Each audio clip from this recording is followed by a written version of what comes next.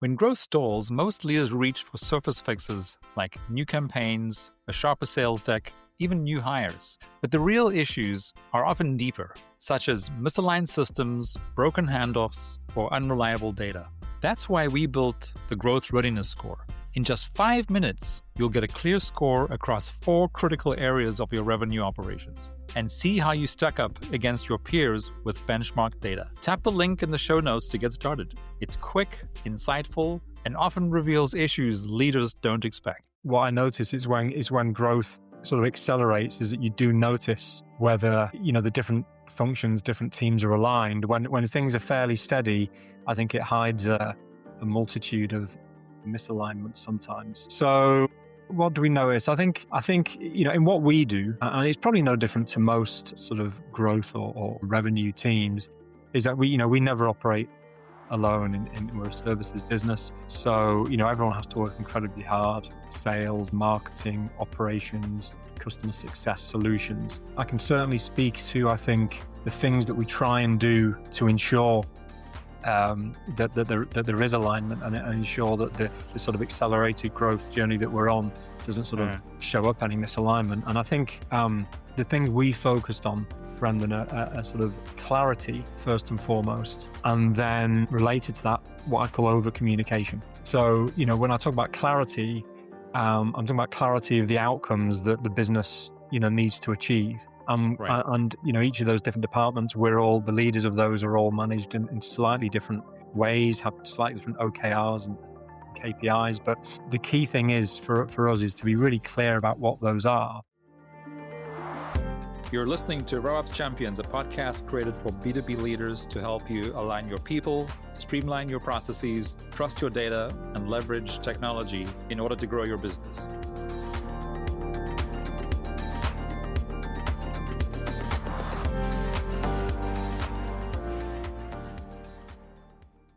Welcome back. I'm excited to be joined today by Steve Maule, Vice President of Global Sales at Acclaro and a senior leader in the localization and language services industry. For those of you who don't know much about that, this is one of the reasons we have Steve here, is for folks to learn more about what localization and language services are, if you're not familiar. Steve has more than 14 years of experience helping global enterprises grow through translation, localization, and culturally relevant content. He has led global sales teams, onboarded blue chip brands, including Spotify, IKEA, Nvidia, and Disney, and contributed to over $100 million in revenue growth. Steve is a frequent speaker at Localization World and is known for his thoughtful approach to alignment, data-driven decision-making, and the balance between structure and agility as organizations scale globally. Steve, welcome to the RevOps Champions podcast. Thank you very much. It's a pleasure to be here. Yeah, so, a lot of the things that you are passionate about and that you talk about a lot are, of course, central themes to what we talk about on the RevOps Champions podcast. So I'm looking forward to digging in, especially with your very special view on sort of sales, go-to-market, and specifically the importance of, as brands grow globally across languages. I think this is going to be a very interesting and unique episode, which will get a lot of attention from our audience who are looking at doing multi-language or potential global growth. Steve, when growth really started to accelerate at Acclaro, what were the first signs that alignment across teams would either be a strength or a breaking point? Yeah, it's a good question. I think, and it is when growth, what I notice is when growth sort of accelerates is that you do notice whether, the different functions, different teams are aligned. When things are fairly steady, I think it hides a multitude of misalignment sometimes. So what do we notice? I think in what we do, and it's probably no different to most sort of growth or revenue teams, is that we never operate alone in we're a services business. So, everyone has to work incredibly hard. Sales, marketing, operations, customer success, solutions. I can certainly speak to, I think, the things that we try and do to ensure that there is alignment and ensure that the sort of accelerated growth journey that we're on doesn't sort of, show up any misalignment. And I think the things we focused on, Brendon, are sort of clarity first and foremost, and then related to that, what I'd call over communication. Uh, uh, So, when I talk about clarity, I'm talking about clarity of the outcomes that the business, needs to achieve. right. And each of those different departments, we're all the leaders of those are all managed in slightly different ways, have slightly different OKRs and KPIs. But the key thing is for us is to be really clear about what those are.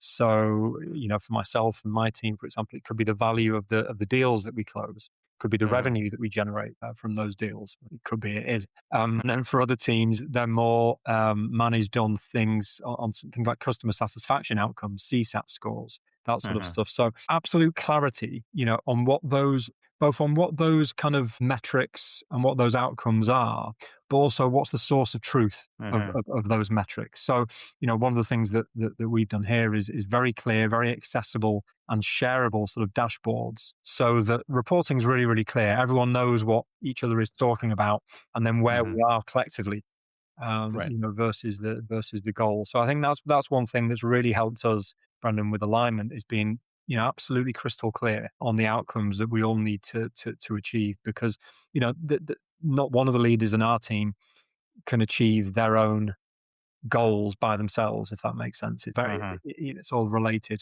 to Right. everybody else. Yeah. And then you talk about over communicate, which and I know at first can sound like either a good thing or a bad thing. But what are examples of for you of over communicating? It's essentially what you're saying is it about repetition? It's repetition, but I think it's a bit more than that. So I think repetition is very, very important. Otherwise, if it's not spoken about often, then my assumption, this could be anything, by the way, if it's not Yeah. spoken about often, then it's not important. Mm. So, we need to keep the main things the main thing and speak about it often. But I actually think it's really important to talk about the why and not just the what. And I think wherever possible, what I've learned is especially with sales and business development professionals, it's usually not a great outcome if you just sort of dictate, okay, here's the goal, here's what we need to do. Ideally, everyone understands and buys into the why we need to do Uh, that.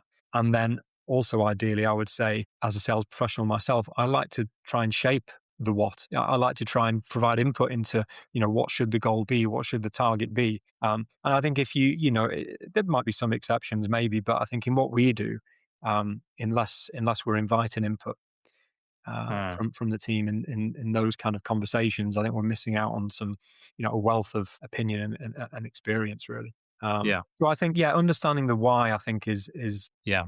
It reminds me of I just recently read the book Primal Intelligence. I'm not sure if you're familiar with it. Yeah. no, no, It's relatively new. And so that the author is Angus Fletcher, and he there's a part in the it's incredible book and really well researched. He talks about one of the many things he talks about is the difference between internal communication and external communication. And it was a really good reminder on how simple internal communication is, and that's exactly what you just said, which is you start with the why, and then you just have one thing of how we're right. going to do that. If you do any more than that, you're essentially losing the impact of what it is that you're doing with internal communications. Mm. So it's got to have a very solid why followed by, and this is how we're going to do it. Which again, it just seems too simple, but apparently it's very effective. And it sounds like based on what you just said, it sounds like you're on the same page. Absolutely, I think it's so important as well, though, because I think if everyone really understands the why, the what might change over time. We might absolutely, need to pivot, we might need to rethink the outcome. But right. if everyone understands the why, they can actually contribute to that. Uh, Yes, and you're right. yeah, I think so. I think it is important. And actually, in what we do as a business, sort of putting aside my own role and my team for a while, Hmm. we spend a lot of time talking about the why to our customers. So, what Acclaro does essentially is provides outsourced language services to Uh, medium and large enterprises. But really, uh, we're always interested in why. Okay, why do you need this content translated into 25 languages? You've obviously got growth goal in different markets.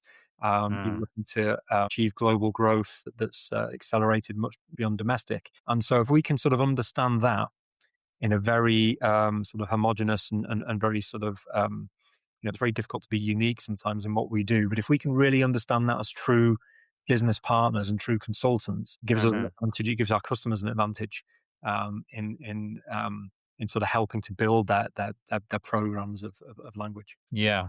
Yeah. So yeah, so you're actually speaking to my next question. So where you're starting to talk about where, an example of where clarity has helped, in your case.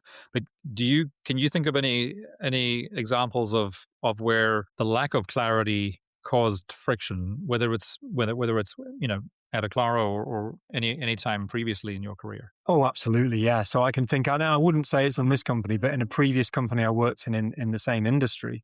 I mentioned before in sort of what we do.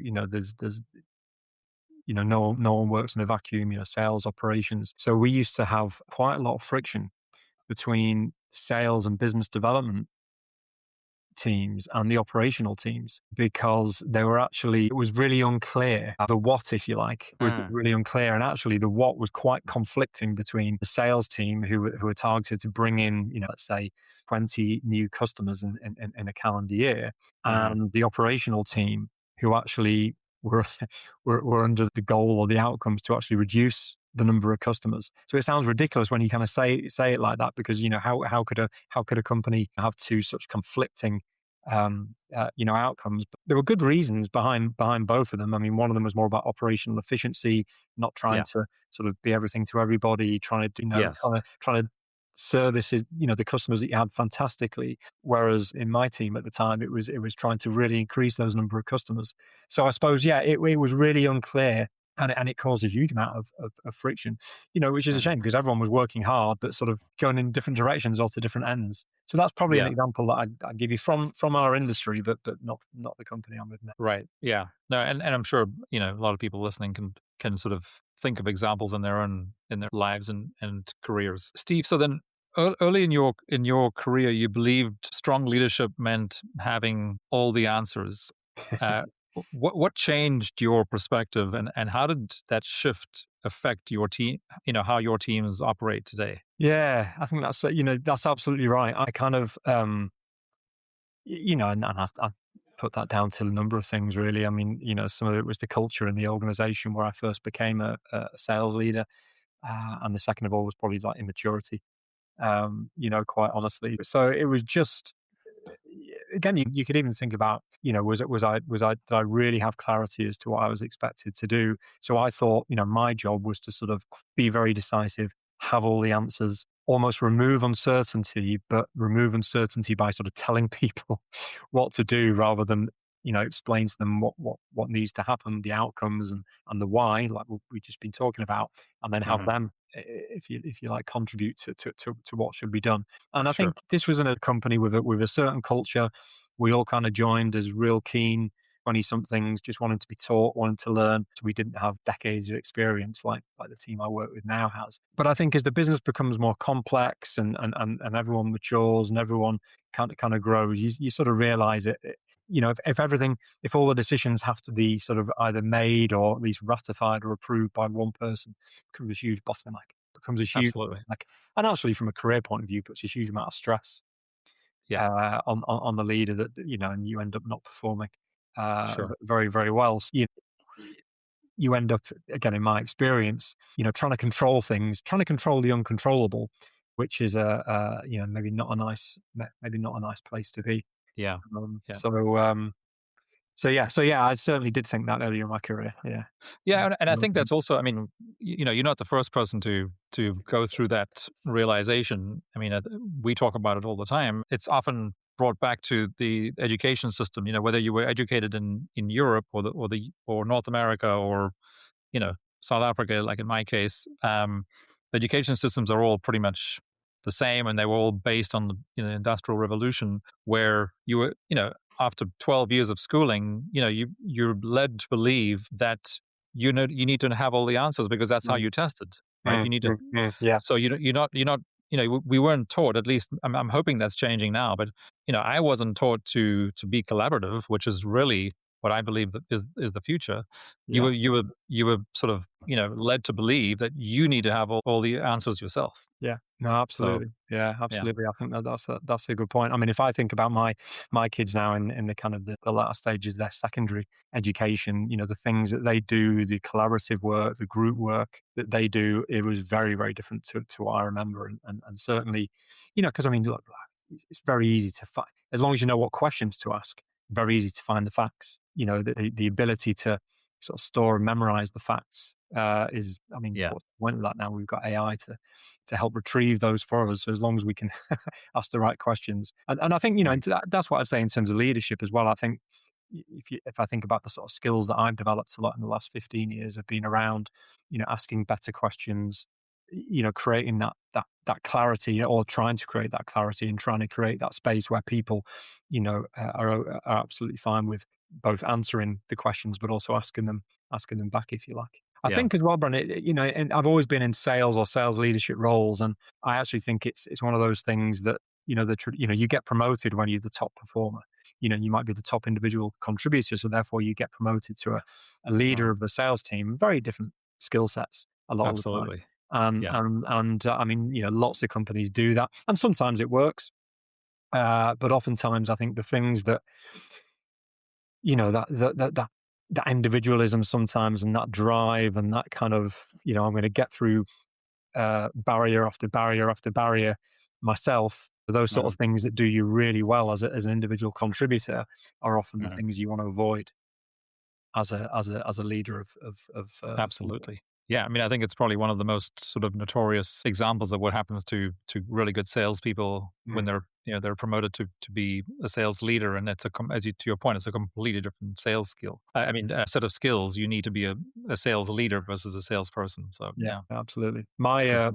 my current boss, I've worked with him for about 6 7 years now, and he'll joke and he'll tell you that it took, I think it was about 5 times of asking before I first took a sales leadership role under him, Yeah, because I was, I'd almost not been burnt, but I was just very happy after sort of a decade of sales leadership in my previous industry to be mhm, an individual contributor here. yeah. So yeah, he always reminds me of that.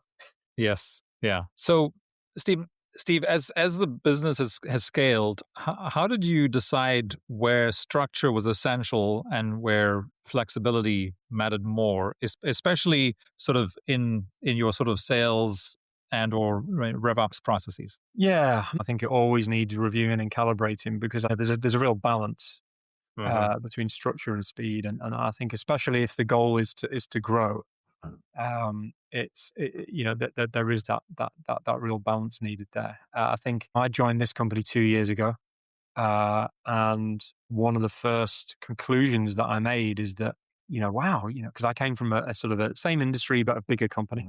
And one of the things that I concluded was, wow, these guys are really flexible, almost too flexible, almost too flexible, like very agile, and very Hmm. flexible. But like, where is the sort of structure? Where is the best practice? Where is the, that kind of structure to do that? And look, it was there. I'm not painting a picture that it wasn't there at all. But I think one of the things that we've done in the time that I'm here is we have put a bit more structure in place to really help everybody with the sort of the repeatable and the things that need to scale. So some clearer processes, some clearer kind of handoffs and templates. So to give you an example, we one of the things that I say we, myself and my current boss who joined the business at a pretty similar time, is we brought in a new structured way of qualifying new revenue opportunities, new sales opportunities, what we call a go Hmm. or no go decision. The idea is obviously we can't be everything to everybody. We haven't got the resources to do that. So we want to make sure we focus our time on those deals and those new opportunities where we're going to add the most value, and we've got most chance of success. So we Yeah. developed a template. We call it the sales handshake. And that was an attempt to be very, very consistent and to put some structure into a decision that probably needs to be made several times a week.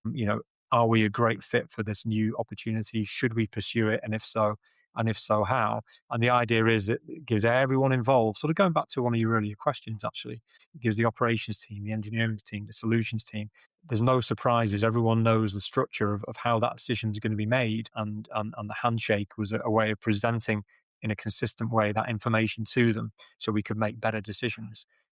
Mm. But I think that was one of the things that we introduced.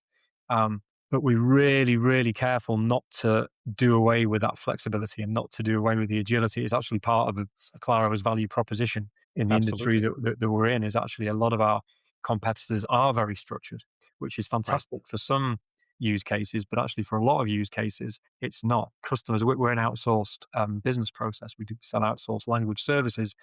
Right. Each program is different. So therefore, to be a really good fit, you do need to be very agile. You need to have a different program for customer X than for Uh-huh. customer Y, slightly. Not completely different, not sort of make Yeah. it okay from day one from Yeah. scratch. But that's the feedback that we get, is that we're able to be a lot more agile, a lot more responsive than some of the much bigger companies in our Yeah. space. So we never ever want to get rid of the flexibility, but some structure I think really, really helps, especially if we're on the path to growth. Yeah, yeah. So let's dig into that a little bit, Steve, because I think even for me personally, and I'm sure for a lot of folks listening, one of the great things about the U.S. market where we are is just you have this massive market that tends to sort of operate in one language. So for a lot of US based businesses who aren't thinking about doing global business or doing multilingual business, this is kind of a foreign concept, right? No pun Usually fine. intended. So to tell us a little bit about more about sort of localization and language services, and I guess talk more about specifically about the services you provide and how that sort of takes shape for a client of yours. So, like I say, it's outsourced language services. So, yeah, I mean, somebody who'd be interested in working with a company like Acclaro, they would recognize that actually there's a market much bigger than English speaking. That could even be the domestic market. I mean, millions and millions of Spanish speakers in America Yeah. and sort of yeah, to really reach the market you might want to reach. Give you an example, Uh-huh. we do a lot of work in the technology space. One of our most recent customers is purely domestic. They're in the ed tech space, but have a requirement for a huge amount of Spanish Uh-huh. content In to the serve US. in the US. Absolutely, Yeah. to serve their customers with sort of learning development and curriculum education type Yeah. type Yeah. software. So, there would be, for a customer like that, there would be the user interface of their platform or their product. There would be all the documentation that surrounds that. I mean, gone are the days of sort of massive manuals and books and so on, but huge amount of online documentation, help content, knowledge base content, a lot of training and educational content. And this Uh-huh. isn't written word either. This is sort of multimodal. This is video and audio and graphical content as well. That really, in order to reach the market that they want to reach, it cannot just be done in the English language. So very, Right. very commonly, a lot of our customers would have us, and I use the word localize. I was going to say the word translate, but sometimes it starts with a translation. But Sure. localization is a lot more than just translating the written word. Yes. And they would commonly ask us to localize content into 50, 60 different languages if they have a global market. And they'd want to do that in a structured way, in a consistent way, and in a very, very efficient way. And, it may be that they don't have boots on the ground in all those different countries where they do want to localize content. But even if they do, it's an outsourced business process. They're a fantastic software company. They're a fantastic tech company. They're not necessarily language specialists, so they prefer to outsource that kind of work to us. Hope Okay. that answers your question.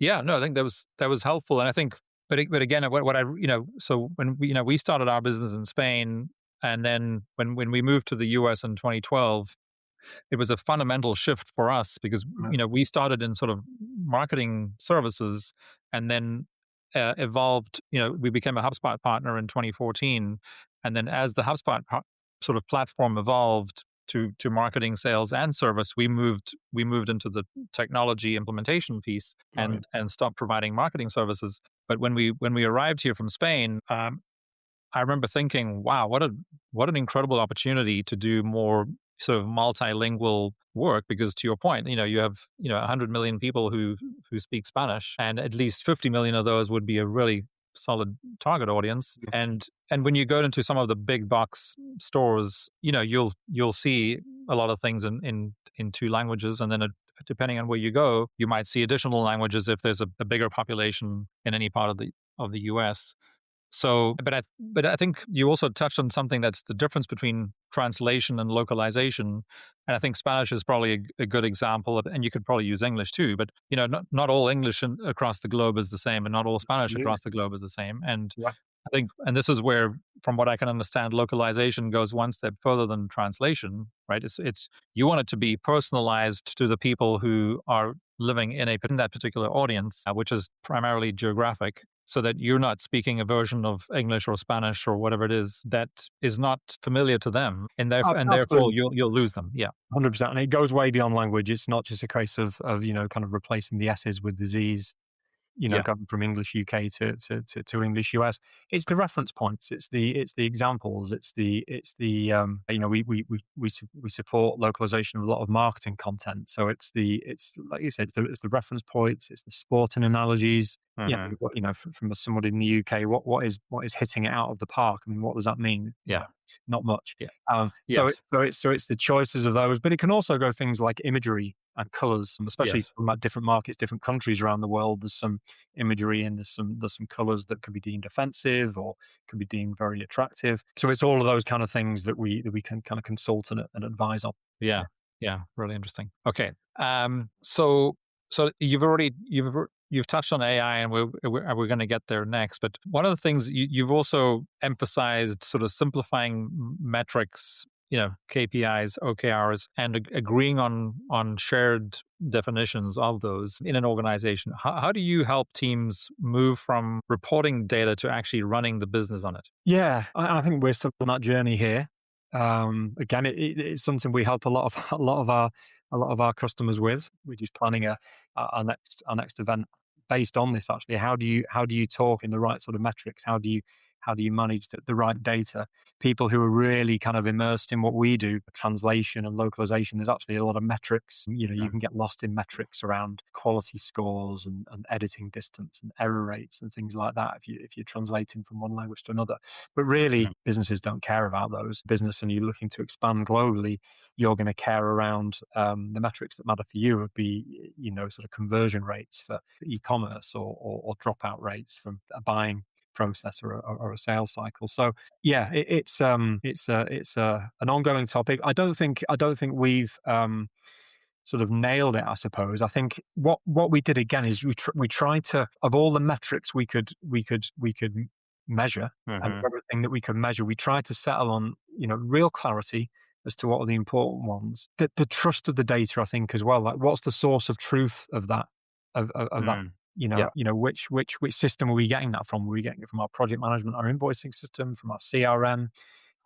So it's again, it sounds pretty simple, but in the first year that I was here, we invested quite a bit of time into defining what we meant by certain terms and certain metrics. So what counts as pipeline? If we're managing a pipeline, what does each stage of a deal in that pipeline actually mean? What is a qualified mhm, lead even?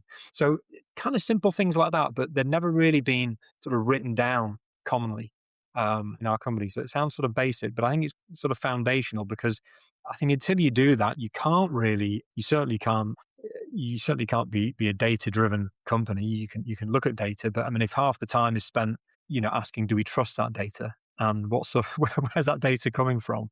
Then you really miss the opportunity to sort of make better decisions based on it, really. So, yeah, I think a data's simple if it's trusted and if it's shared in a clear way, then it becomes quite powerful if people can trust it.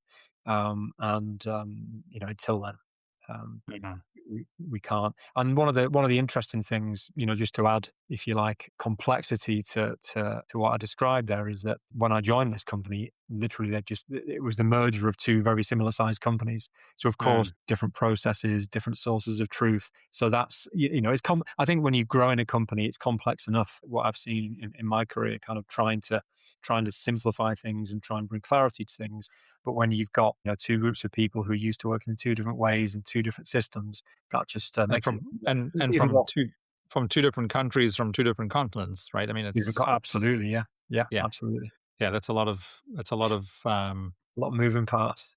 A lot of realignment that has to occur. Yeah. Yeah, So absolutely. I guess coming back to what you were saying at the very beginning around clarity and communication, and where we talked about the importance of why and then what or how we're gonna do this. I think what you're talking about now, as far as being more data driven, is maybe if there is a third party, it's this is how we're going to measure it, right? Yeah, Yeah, absolutely. This is how we're going to measure it. This is the system that it's going to be measured in, and this is what each of these measurements kind of mean. That's yeah, kind of the journey that we're on right now.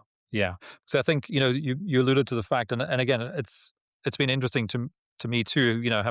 Having grown up playing rugby and cricket and those the sports that you're more familiar with, and then coming here and then you have all these sort of baseball and American football analogies. I think what we all have in common though is people in business as in sport, they like to know how to keep score, right? Mm.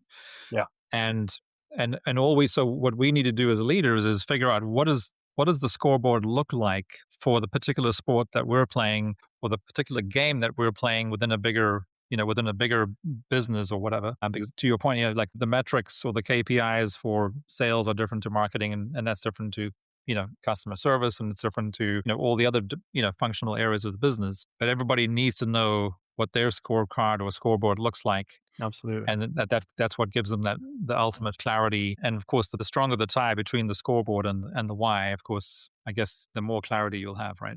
Absolutely. And don't be giving me a different scoreboard every 2 weeks, because there needs to be consistency, so people Sure. can see the kind of progress. But yeah, 100%. Yeah, yeah. Even though, of course, I think this is one of the other things that we've seen, just through the conversations on this show over the last 3 years or so, is as businesses do scale and grow, they do start tracking different types of metrics, right? Yeah. So, like one of them, that's been so was a theme in 2025 was how certain companies they get past the stage of pipeline being like the most critical thing to measure, to where they're now measuring NRR, which again, most businesses that aren't at a certain level won't even know what NRR is. But again, I think what it shows you is that there are different stages of maturity of a Mm. business, Yeah. and therefore stages of maturity for a marketing team or a sales team or a customer service team. As they go through this growth, eventually the KPIs are going to shift, because the business is becoming more mature, and you need to measure different things as you go, which is, I think, was a big learning for me in Mm. 2025. Mm. Mm.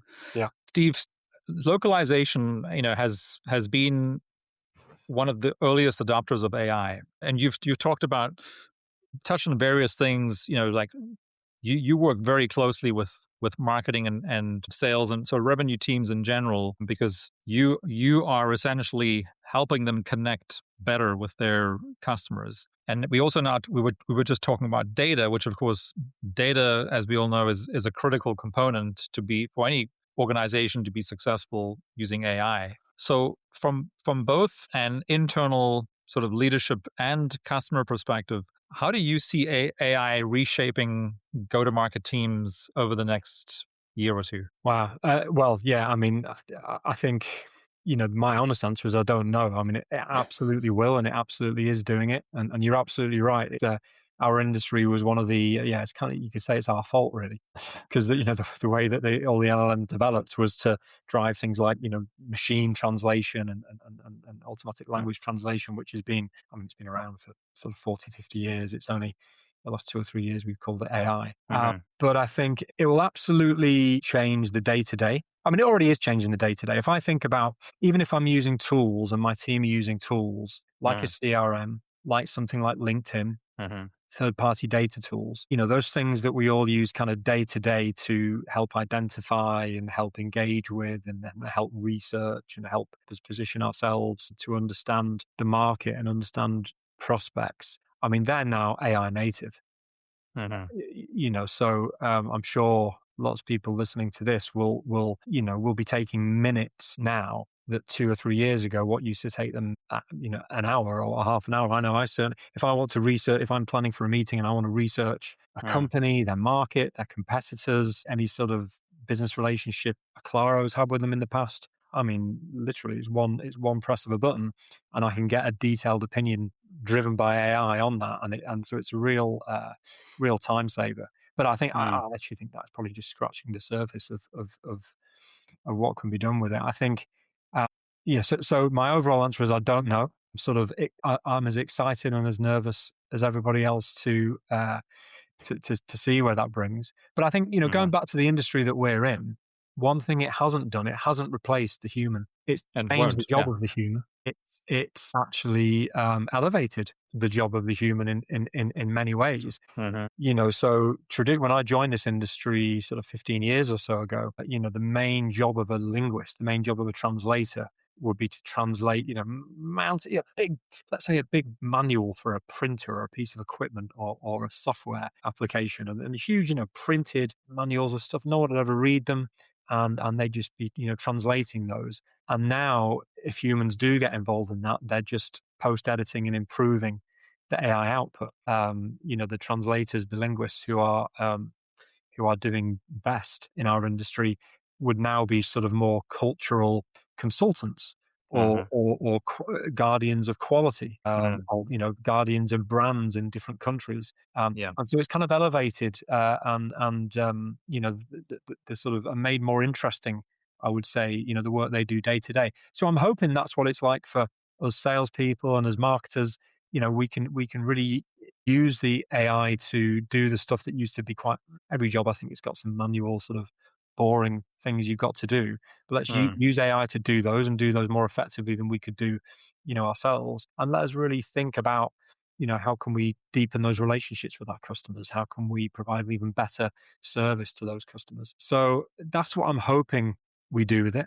And Yes. I think the thing with technology as well, just in general, in kind of sales and marketing, you'd call it AI or whatever the technology has been in use over the years, is that pretty soon everyone has the same technology, so everyone has access to the same technology. It becomes the table stakes rather than any competitive advantage.